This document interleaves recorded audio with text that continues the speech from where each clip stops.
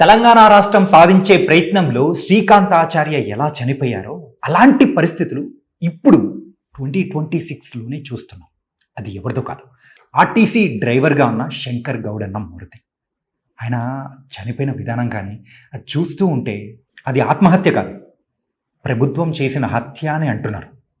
అసలు ఇది ఎలా చూడాలంటే, ఆర్టీసీ కార్మికులు 40 రోజుల క్రితమే గవర్నమెంట్కి ఇవి అని చెప్పేసి మా వినతులు అని చెప్పి వాళ్ళొక పత్రం అనేది కూడా ఇచ్చారు. కానీ గవర్నమెంట్ అవేం పట్టించుకోకుండా అలా వాళ్ళకి గాలికి వదిలేశారు. గాలికి వదిలేసిన తర్వాత వాళ్ళు ఏం చేస్తారు? వాళ్ళకి రావాల్సిన బకాయిలు కానీ వాళ్ళకి రావాల్సిన డిమాండ్స్ ఏదైతే ఉన్నాయో, ఎన్నికల టైంలో ఎవరైతే హామీ ఇచ్చి అధికారంలోకి వచ్చారో వాళ్ళు ఇప్పుడు పట్టించుకోకపోతే వాళ్ళు ఏం చేస్తారు? సమ్మెలే చేస్తారు. ఇప్పుడు వాళ్ళు చేసింది కూడా అదే.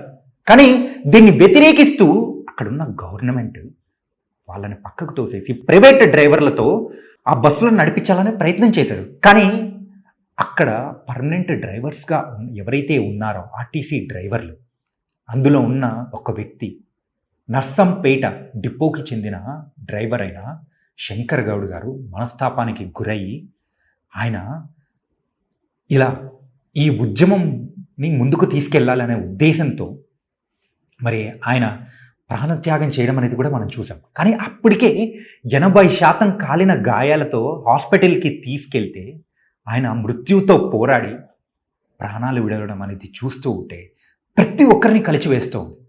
అప్పుడు తెలంగాణ రాష్ట్రాన్ని సాధించుకోవడం కోసం శ్రీకాంత్ ఆచార్య ఎలాంటి ప్రాణత్యాగం చేశారో ఈరోజు ఆర్టీసీ కార్మికుల తరపున శంకర్ గౌడ్ అన్న ఆయన ప్రాణాన్ని త్యాగం చేశాడు.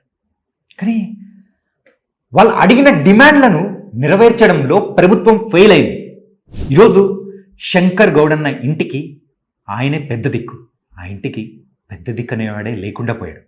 మరి దానికి కారణం ఎవరు చేసిన దానివల్ల ఇలా జరిగింది? మరి ప్రభుత్వం దీనికి తక్షణమే చర్యలు అనేది కూడా తీసుకొని వాళ్ళకి కావాల్సిన డిమాండ్లు కానీ చర్చలు కానీ మరి ముందు పెట్టి ఏదైనా కానీ దీన్ని ముందుకు తీసుకెళ్ళింటే ఈరోజు ఒక ప్రాణం కాపాడండి. ఇంకొక విషయం కూడా చెప్పుకోవాలి. వికారాబాద్ జిల్లాలో కూడా ఒక విజువల్స్ కూడా నేను చూశాను.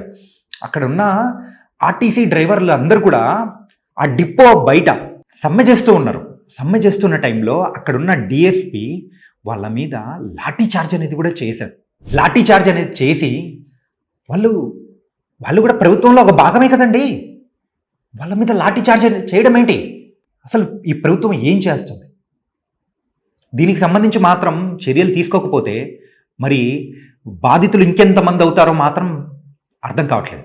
ఇప్పటికే మనం చూస్తున్నాం, తెలంగాణ గవర్నమెంట్లోనే కాదు మన దేశంలో ఒక ఎల్పిజి కష్టాలు అని చెప్పేసి పెట్రోల్ కష్టాల వల్ల ఆల్రెడీ ఆ రేట్స్ అనేది కూడా పెరిగాయి.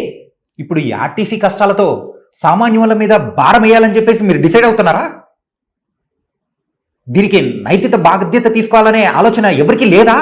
ఒక ట్రాన్స్పోర్ట్ మినిస్టర్ అయినా కానీ, ఒక సీఎంగా ఉన్న రేవంత్ రెడ్డి గారైనా కానీ దీన్ని చొరవ తీసుకొని దీనికి తక్షణం చర్యలు అనేది కూడా తీసుకొని ఒక పరిష్కార మార్గం అనేది కూడా తీసుకురావాలనే మా విన్నతి. అండ్ ఈ పోరాటంలో ప్రాణత్యాగం చేసిన శంకర్ గౌడ్ అన్నకి మా సోషల్ పోస్ట్ తరపు నుంచి ప్రగాఢ సానుభూతి అనేది కూడా తెలియజేస్తున్నాం. అండ్ ఆ ఆర్టీసీ కార్మికులు ఎవరైతే ఉన్నారో ఆ శంకర్ గౌడ్ అన్న కుటుంబానికి న్యాయం జరగాలని చెప్పేసి వాళ్ళు కూడా వాళ్ళ వంతు పోరాటాన్ని అనేది కూడా కొనసాగిస్తున్నారు.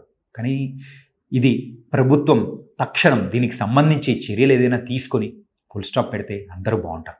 లేకపోతే మాత్రం ప్రతి ఒక్కరిని బాధించిన వాళ్ళు బాధ్యత మీదే అవుతారు.